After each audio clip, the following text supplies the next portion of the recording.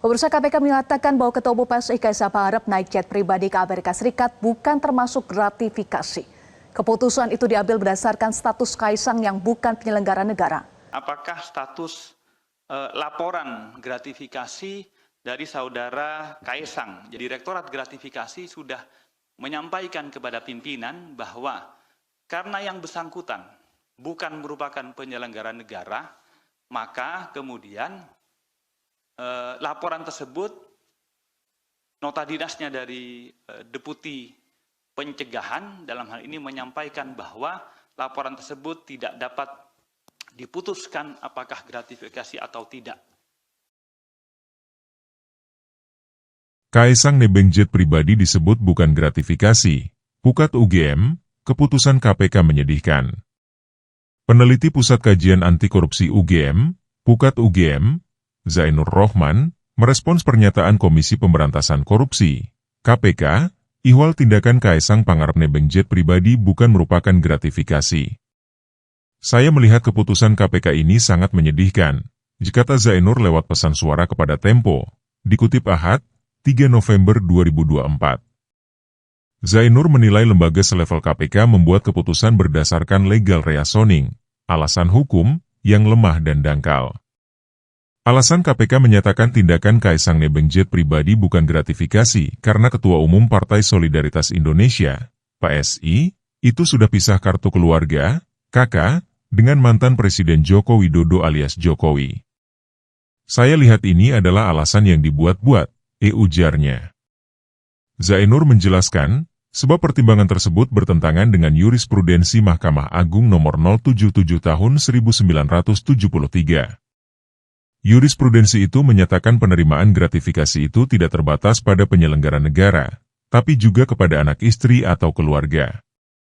Yang seharusnya diteliti KPK adalah ada atau tidaknya kaitan penikmatan fasilitas oleh Kaisang itu dengan status penyelenggara negara keluarganya, apakah bapaknya presiden atau kakaknya wali kota Solo waktu itu, ucap Zainur.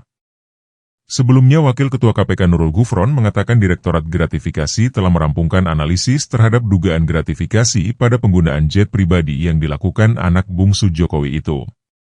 Hasilnya, Kaisang dinyatakan tidak melakukan perbuatan gratifikasi.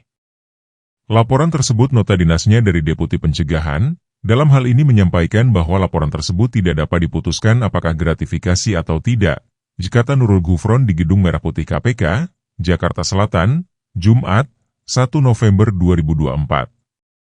Menurutnya, Direktorat Gratifikasi menyimpulkan bahwa penggunaan jet pribadi oleh Kaisang dan istrinya, Rina Gundono, tidak termasuk gratifikasi karena mereka bukan penyelenggara negara. Kedeputian Pencegahan menyampaikan bahwa yang bersangkutan bukan penyelenggara negara, sudah terpisah dari orang tuanya, ujarnya. Pada Selasa lalu, 17 September 2024, Kaisang Pangarep berkunjung ke gedung lama KPK yang digunakan sebagai kantor Dewan Pengawas Lembaga Antirasuah tersebut. Kedatangannya untuk mengklarifikasi keberangkatannya dan Rina ke Amerika Serikat pada 18 Agustus 2024 yang menggunakan private jet. Kaisang menyebut ia hanya menumpang private jet temannya. Numpang ke teman, kalau bahasa bekennya nebeng, ucap Kaisang, Selasa. Usai kunjungan Kaisang, Deputi Pencegahan dan Monitoring KPK, Pahala Nainggolan, memberikan pernyataan kepada awak media.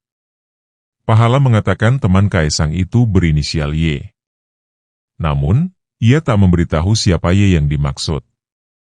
Saat memberikan klarifikasi kepada KPK, Kaisang memperkirakan biaya perjalanan dengan jet pribadi itu 90 juta rupiah per orang. Hal itu berdasarkan biaya perjalanan dengan pesawat komersial business class, kelas bisnis, dengan rute yang sama. Yang bersangkutan pergi berempat ya. Jadi Kaisang, istrinya, kakak istrinya dan stafnya.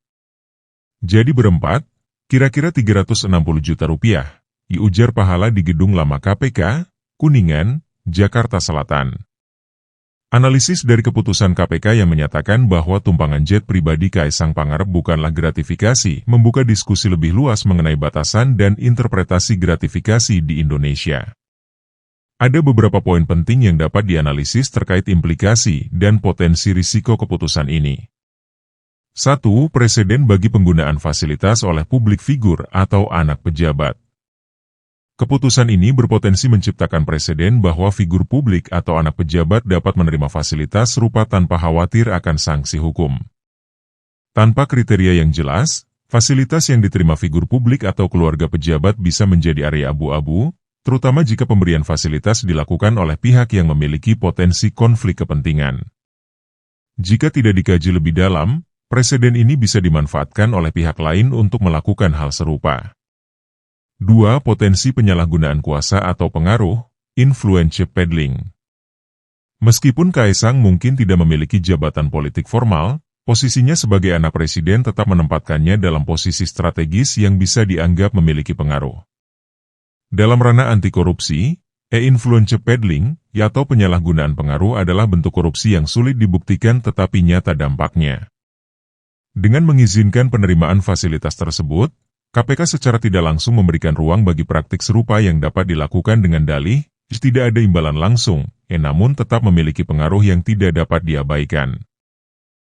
3. Pengaruh pada persepsi publik terhadap independensi KPK. Keputusan ini dinilai oleh berbagai pihak, termasuk Pukat UGM, berpotensi melemahkan persepsi independensi dan kredibilitas KPK. Masyarakat bisa memandang bahwa ada standar ganda yang diterapkan dalam menangani kasus yang menyangkut keluarga pejabat negara. Hal ini dapat merusak kepercayaan publik pada KPK, yang memiliki mandat utama untuk menjadi lembaga anti korupsi yang independen dan adil. 4. Pentingnya standar dan pedoman yang lebih ketat. Untuk menghindari kasus serupa di masa depan, penting bagi KPK atau pemerintah untuk merumuskan pedoman yang lebih spesifik tentang apa yang termasuk atau tidak termasuk gratifikasi, terutama dalam konteks penerimaan fasilitas oleh pejabat atau keluarga dekatnya. Di beberapa negara, regulasi gratifikasi memiliki batasan yang jelas, termasuk nilai barang atau fasilitas yang diterima serta relevansi hubungan pemberi dan penerima. 5. Ancaman pada integritas penegakan hukum. Dalam konteks hukum dan etika, penerimaan fasilitas semacam ini tetap menyimpan potensi konflik kepentingan. Sebagai lembaga penegak hukum, KPK perlu mempertahankan standar tinggi dalam setiap keputusan yang diambil untuk menghindari bias, terutama jika melibatkan pejabat publik atau keluarganya. Keputusan ini berisiko melemahkan integritas dan menunjukkan adanya ketidakjelasan batasan dalam penerimaan gratifikasi atau fasilitas oleh pihak yang terkait dengan pejabat negara. 6. Pentingnya menghindari gray area dalam penegakan hukum. Salah satu dampak potensial dari keputusan ini adalah terbentuknya gray area atau area abu-abu dalam penegakan hukum anti korupsi. Kasus-kasus serupa di masa mendatang mungkin akan sulit dinilai karena tidak adanya standar tegas yang membedakan antara gratifikasi, hadiah biasa, atau fasilitas yang memang tidak memiliki imbal balik. Gray area ini memberi celah bagi potensi penyalahgunaan kekuasaan, terutama bagi mereka yang dekat dengan kekuasaan politik, yang bisa membela diri dengan dalih tidak adanya hubungan profesional langsung atau transaksi formal. Hal ini memperkuat urgensi bagi KPK dan instansi terkait untuk menetapkan regulasi yang lebih komprehensif tentang penerimaan fasilitas oleh pejabat atau kerabat mereka. Dengan demikian, gray area dalam penegakan hukum dapat diminimalkan, dan lembaga anti korupsi memiliki landasan hukum yang lebih kokoh. 7. Efek jera dan pencegahan praktik korupsi yang lebih luas. KPK memiliki mandat untuk tidak hanya menghukum koruptor tetapi juga memberikan efek jera dan mencegah praktik korupsi. Namun, keputusan ini berpotensi menurunkan efek jera bagi pihak lain yang mungkin ingin menawarkan fasilitas atau keuntungan kepada pejabat dan keluarganya. Padahal, dalam budaya anti korupsi yang kuat, harus ada batasan ketat terhadap fasilitas, hadiah, atau keuntungan apapun yang bisa ditafsirkan sebagai pengaruh terhadap pejabat. Jika KPK menormalisasi penerimaan fasilitas tanpa adanya standar yang jelas, hal ini bisa dianggap sebagai bentuk legitimasi, sehingga menghambat upaya untuk mengubah budaya korupsi struktural di Indonesia. Akibatnya, masyarakat dan pengusaha mungkin akan merasa bahwa fasilitas serupa bisa diberikan tanpa perlu khawatir tentang sanksi, yang akhirnya membuka ruang bagi korupsi yang lebih terstruktur. 8. Dampak terhadap upaya pembangunan budaya anti korupsi. KPK selama ini berperan aktif dalam membangun budaya anti korupsi di Indonesia, yang menjadi elemen penting dalam reformasi birokrasi dan penegakan etika pejabat. Namun, keputusan ini dapat dianggap kontraproduktif terhadap upaya tersebut. Salah satu langkah fundamental dalam pembangunan budaya anti korupsi adalah mendorong pejabat dan kerabat mereka untuk menjaga integritas dan menghindari konflik kepentingan. Jika masyarakat melihat KPK tidak konsisten dalam menerapkan prinsip anti korupsi, hal ini bisa menurunkan kepercayaan terhadap lembaga tersebut dan menciptakan pandangan bahwa hukum hanya ditegakkan bagi kalangan tertentu saja.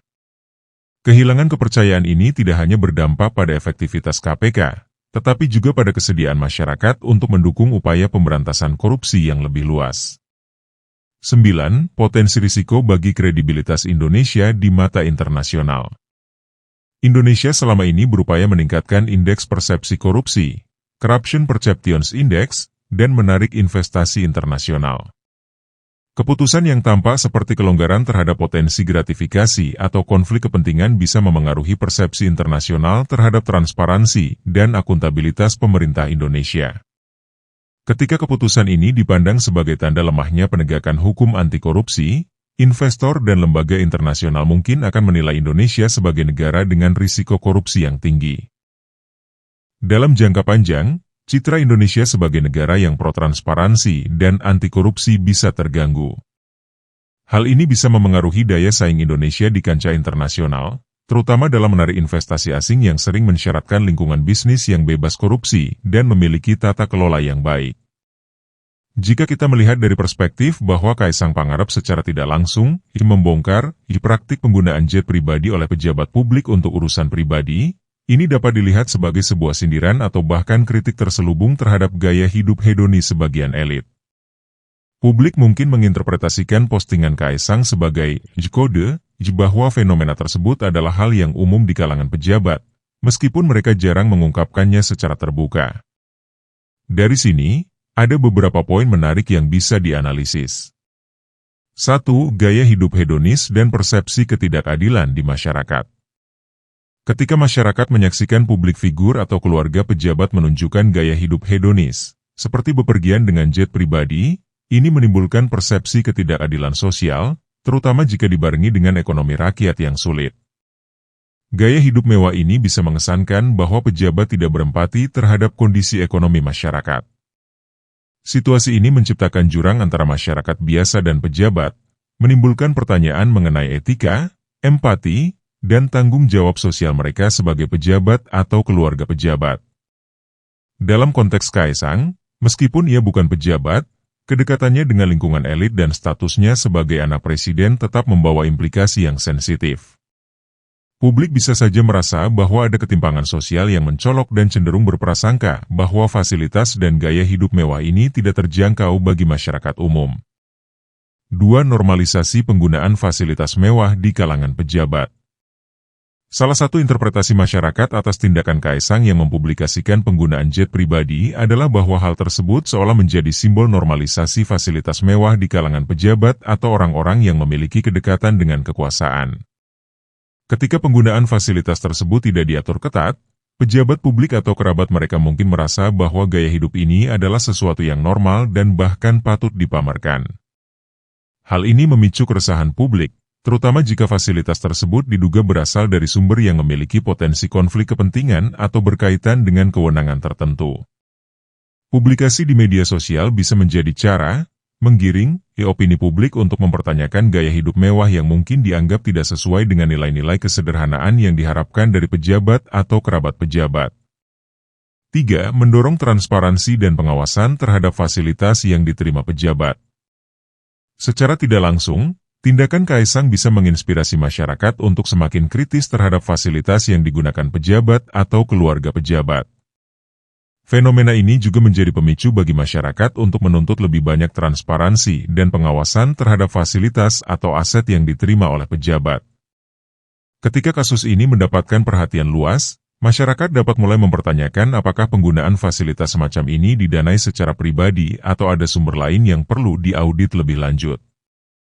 Transparansi yang lebih baik tentang bagaimana pejabat membiayai gaya hidup mereka dapat membantu memperjelas apakah fasilitas tersebut berpotensi menciptakan konflik kepentingan atau merusak citra integritas pejabat yang bersangkutan. 4. memicu diskusi tentang etika dan tanggung jawab pejabat dalam media sosial. Postingan Kaisang di media sosial terkait penggunaan jet pribadi juga membuka diskusi publik mengenai etika, tanggung jawab, dan batasan dalam perilaku pejabat atau kerabat mereka di ruang publik. Masyarakat akan semakin mempertanyakan apa yang pantas dan tidak pantas untuk dipamerkan, terutama di saat situasi ekonomi masih menantang bagi banyak rakyat. Hal ini bisa menjadi dorongan untuk merumuskan pedoman etika yang lebih ketat terkait perilaku pejabat dan keluarganya, termasuk dalam hal yang mungkin terlihat sepele, seperti unggahan di media sosial. Ketika publik figur yang dekat dengan pejabat memperlihatkan kehidupan mewah mereka, ini menimbulkan pertanyaan apakah perilaku tersebut pantas, mengingat tanggung jawab moral dan sosial mereka. Keberadaan pedoman etika ini akan membantu mengarahkan perilaku pejabat agar lebih bijak dalam menampilkan kehidupan pribadinya di hadapan publik. 5. Efek positif, mendorong budaya kritis dan kesadaran anti korupsi. Secara positif, reaksi masyarakat terhadap postingan Kaisang dapat dilihat sebagai refleksi dari meningkatnya kesadaran publik mengenai isu anti korupsi dan tuntutan akan transparansi di kalangan pejabat.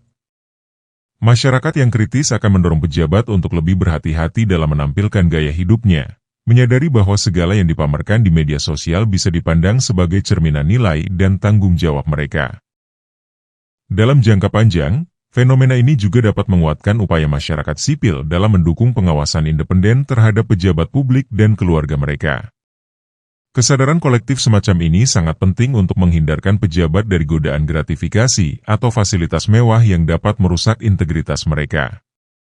Berikan komentar Anda, like, subscribe, share dan komen. Ditulis oleh Widodo Sihotang.